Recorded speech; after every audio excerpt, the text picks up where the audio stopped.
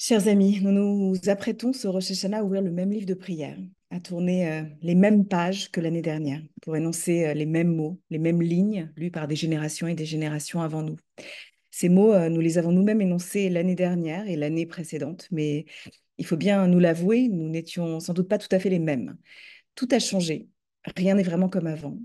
Mais pourtant, notre tradition nous dit, efforce-toi de relier les temps de ta vie les uns aux autres. Efforce-toi pour relier, de relire. Sache feuilleter les mêmes livres, même si tu n'es plus celui ou celle que tu étais lorsque tu les as découverts. Alors, laissez-moi débuter avec une histoire de livre, ou plutôt une histoire de bibliothèque. Il y a quelques mois, je suis retournée pour la première fois en Israël, pour la première fois depuis la catastrophe du 7 octobre. J'appréhendais particulièrement ce voyage. En fait, je craignais que ma confrontation avec la douleur et le deuil de tout un peuple fasse que je ne sache pas exactement comment apporter du réconfort ou que je ne sache pas moi-même en trouver. Et pendant ce séjour, on m'a proposé de visiter la toute nouvelle Bibliothèque nationale. Vous connaissez peut-être ce bâtiment magnifique à Jérusalem. Il est tout neuf, il est construit juste en face de la Knesset et du musée d'Israël. Cette prouesse architecturale aurait dû être inaugurée précisément au début du mois d'octobre 2023, si l'actualité n'en avait pas décidé autrement. Et soudain, me voilà dans ce bâtiment impressionnant, accompagné d'une guide, à déambuler dans des salles de lecture, d'exposition, face aux héritages de toutes les diasporas du monde, aux trésors littéraires de couches et de couches de culture qui lient leur destin les uns aux autres et se retrouvent à Jérusalem. Et puis, ma guide me propose de visiter la section qui est consacrée aux manuscrits. Elle ouvre un tiroir et elle expose alors une page. Des mots qui semblent taper à la machine et où figurent dans les marges, tracés au crayon de papier, ce qui ressemble à des corrections d'un auteur. Et c'est là que ma guide m'explique ce dont il s'agit. Il s'agit d'un manuscrit donné par David Grossman, le célèbre écrivain israélien. Mais, m'explique-t-elle, les corrections dans les marges ne sont pas de lui. Elles ont été faites par son fils, son tout premier lecteur. Des petites retouches annotées, les commentaires d'un fils à son père écrivain. Et alors, m'envahit une puissante émotion parce que je comprends à cet instant que ce tiroir contient en réalité le plus précieux trésor de l'histoire juive. La conscience que nos enfants sont toujours non seulement nos premiers lecteurs, mais surtout nos éditeurs, ceux qui placent des mots dans les marges de nos textes pour faire que nous laissions dans le monde, après nous, des manuscrits un peu meilleurs, des textes, des messages qui mériteront d'être transmis. Vous comprenez évidemment ce que je veux dire symboliquement. La tradition juive croit que nos enfants nous corrigent, nous dépassent, nous surpassent. Ils nous élèvent parce qu'ils ajoutent à nos vies quelque chose de l'ordre d'un commentaire dans la marge. Et en fait, c'est ça le véritable moteur de la mère juive ou du père juif dont on parle tant. C'est la peur qu'arrive quelque chose à nos enfants qui les empêcherait d'écrire la suite d'une histoire ou de rendre la nôtre plus juste. Et parfois, la peur panique des mères juives devient bel et bien une réalité. Et il leur arrive, et malheureusement c'est souvent arrivé dans l'histoire, de pleurer des enfants qui leur ont été arrachés. C'est précisément ce qui est arrivé à David Grossman, bien après que son fils ait annoté les marges de son livre. Son enfant, Uri, est mort à l'âge de 21 ans, tué en 2006, lors d'une opération militaire au Liban. Et me voilà à regarder ces pages du manuscrit, à les évoquer maintenant devant vous, tandis qu'une autre guerre et maintenant une autre opération au Liban est en cours, tandis que depuis des mois, tant d'enfants innocents en Israël ou à Gaza meurent sans avoir eu le temps ni de lire, ni d'annoter, ni d'écrire leur propre livre. Pour ne rien vous cacher, j'ai honte d'écrire ces mots, de les énoncer. J'ai honte du lyrisme qui s'en dégage, de la poésie que certains y liront. Parce que la laideur de la guerre et l'horreur du deuil ne devraient jamais s'énoncer avec des métaphores inspirantes ou de la poésie ou du langage élégant. Les mots, on le sait, ne peuvent jamais dire le deuil et surtout pas raconter celui de parents qui pleurent un enfant. Je l'ai souvent écrit. En français, il n'existe aucun mot pour définir ce qu'on est quand on perd un enfant. On est orphelin quand on perd ses parents, on est veuf quand on perd un conjoint, mais notre langue refuse de dire ce qu'on est quand on est en deuil d'un fils ou d'une fille, comme si le langage lui-même taisait cette douleur. D'ailleurs, la plupart des langues font preuve du même refus, du même déni, mais pas l'hébreu. Dans cette langue, il existe un mot pour dire l'indicible et qualifier cet état. C'est le mot de shakoul. On appelle comme ça des parents endeuillés. En hébreu, on dit orim shekulim. Certains se disent av shakul ou em shekula, père ou mère, dont l'enfant n'est plus. Ce mot est d'ailleurs très étrange. Personne ne sait exactement quelle est son étymologie. Dans la Bible, il est parfois utilisé pour définir un animal dont la progéniture ne survit pas. Par exemple, à plusieurs reprises, il y a des versets qui décrivent une mère ours dont le rejeton lui est retiré. Mais ce terme sert aussi en hébreu à définir le statut d'un arbre. Plus exactement, c'est l'état d'une vigne dont on a coupé la grappe. Le parent endeuillé est donc comparé à un serment censé nourrir le fruit qui produira du vin, boisson sacrée s'il en est. Mais lorsque la grappe est coupée, la vigne ne sait plus où envoyer la sève qui coule en elle. Et l'image est bouleversante, vous en conviendrez. Pendant mon séjour en Israël, j'ai eu malheureusement à rencontrer bien des parents que ce mot ou cet état définit.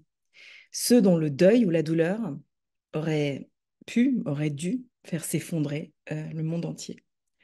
J'ai pris dans les bras des parents, des grands-parents, dont les enfants sont loin, des parents ou des grands-parents qui attendent désespérément le retour de leur fils ou de leur fille, et d'autres qui malheureusement savent déjà qu'ils ne reviendront pas. Je pense particulièrement aujourd'hui à Edna et Eli Bibas, que j'ai eu l'honneur de rencontrer, les parents de Yarden Bibas, les beaux-parents de Chéri, les grands-parents d'Ariel et de Kfir, ces deux bébés aux cheveux roux dont le visage nous hante depuis un an. Je pense aussi à John et Rachel Pauline Goldberg, avec qui j'ai prié cette année dans la communauté de Hakel à Jérusalem. Eux dont la voix a incarné, pour beaucoup d'entre nous, la dignité humaine, et eux qui savent que leur fils unique Hirsch ne rentrera pas vivant à la maison. À travers eux, je pense évidemment aussi à toutes les autres mères, en fait pas juste aux mères juives ou israéliennes, mais à tous les parents endeuillés dont la douleur réverbère à l'infini à travers le monde. Parce que contrairement à ceux qui voudraient que nous ne soyons plus dans l'empathie que pour un côté, une famille, un groupe, un camp ou un autre, je sais qu'il y a en nous assez de force, et je veux le croire, assez d'humanité pour que nous pleurions tous ensemble nos enfants tués, c'est-à-dire notre avenir commun. Et puis ce soir, je pense tout particulièrement à un couple à qui, même s'ils se trouvent à des milliers de kilomètres et qu'ils ne m'entendent pas, je voudrais adresser un message. Il y a quelques semaines à peine, à Tel Aviv, un jour où le vent soufflait en bourrasque, je me suis assise à Neve Tzedek, un quartier de Tel Aviv, avec Julien et Hélène Veil, les parents de Sivan. Tous les deux ont fait leur alia de France il y a des décennies. Ensemble, ils ont élevé en Israël leurs enfants, dont leur fils, âgé de 20 ans. Et en mars dernier, Sivan, grièvement blessé à Gaza, a succombé à ses blessures. Lorsque j'ai rencontré Julien et Hélène, on a parlé de leur histoire. Et j'ai pas pu m'empêcher de sentir en moi grandir une étrange identification. Peut-être parce que, comme moi, ils étaient partis vivre en Israël il y a plus de 30 ans. Peut-être aussi parce que leur fils avait presque l'âge du mien et qu'il lui ressemblait étrangement et physiquement et dans ses passions. Toujours est-il que par pudeur ou par peur de faire peser ma douleur sur la leur, je n'ai pas osé leur dire combien notre rencontre m'avait ramené à une question existentielle, très personnelle. Et pardon d'avoir l'impudeur, peut-être de vous en parler aujourd'hui. J'ai quitté Israël il y a plus de 25 ans, juste après l'assassinat de Rabin. Et depuis cette date, je crois que ne s'est pas écoulé un seul jour sans que je ne me pose d'une manière ou d'une autre cette question lancinante. Que serais-je devenue si j'étais restée là-bas? Quelle serait ma vie si j'avais fait le choix de rester en Israël et d'y élever mes enfants? Et face à Julien et Hélène, j'ai eu le sentiment que d'une manière particulière, nos vies existaient en miroir l'une de l'autre. Ils étaient là où j'aurais très bien pu être, et vice-versa. Et leur deuil immense serait à tout jamais un peu le mien. Parce que nous le savons tous, nos destins dans la tragédie, où que nous nous trouvions, sont aujourd'hui tissés les uns aux autres. Plus que jamais, c'est comme si nous étions reliés, comme des livres qui partagent les mêmes pages, les mêmes marges. À la fin de notre conversation, Julien m'a expliqué que, à la mémoire de Sivan, des récoltes de vin avaient été mises en bouteille dans un but particulier, pour faire que les Juifs à travers le monde puissent évoquer sa mémoire le soir de Rosh Hashanah, au moment du Kiddush. et s'assurer que les fonds récoltés par la vente de ces bouteilles aillent aux blessés de guerre qui vont devoir se reconstruire. J'ai alors raconté à Julien que précisément ce mot chakoul a quelque chose à voir avec la vigne, avec la trace que le fruit arraché laisse sur un arbre meurtri. Et lui m'a répondu quelque chose que j'ignorais, ou plutôt quelque chose auquel j'avais jamais réfléchi. Il m'a dit qu'une autre étymologie de chakoul peut être rapprochée en hébreu du mot sechel, l'intelligence, qui s'écrit de la même manière, l'esprit. Un enfant disparaît, mais quelque chose de l'intelligence qu'il a portée dans ce monde peut rester là, éternellement. Sechel, l'intelligence. Et si c'était par-dessus tout, de cela dont nous avions besoin aujourd'hui, de nous assurer que l'intelligence individuelle ou collective puisse encore nous sauver. Juste avant de nous séparer, j'ai demandé aux parents de Sivan de quelle manière leur deuil changeait peut-être leur rapport à Israël. Et ils m'ont répondu ceci. Ils m'ont dit que dorénavant, ce qui est différent, c'est que, m'ont-ils dit, nous savons que nous ne pourrons pas partir, que nous n'abandonnerons pas le lieu où notre fils repose. Et en les entendant, je me suis dit que nul ne sait ce qui fait d'un pays notre pays. Parfois, notre pays, c'est le lieu où nous sommes nés.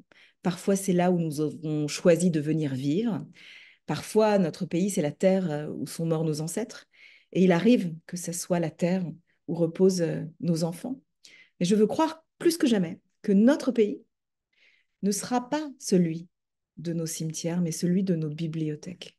Nous venons de là où se lisent nos livres et nos histoires, de là où de nouvelles générations pourront écrire encore dans les marges des livres.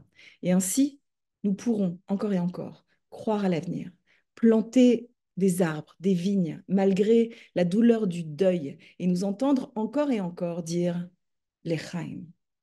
Puisse la mémoire de Sivan Veil, celle d'Ori Grossman, de Hirsch, Pauline Goldberg, celle de tous les enfants innocents que nous pleurons, être une bénédiction. Et puissiez-vous, vous et vos enfants, le peuple d'Israël et toute l'humanité éprise de lumière, être pleinement inscrits dans le livre de la vie. Shana Tova.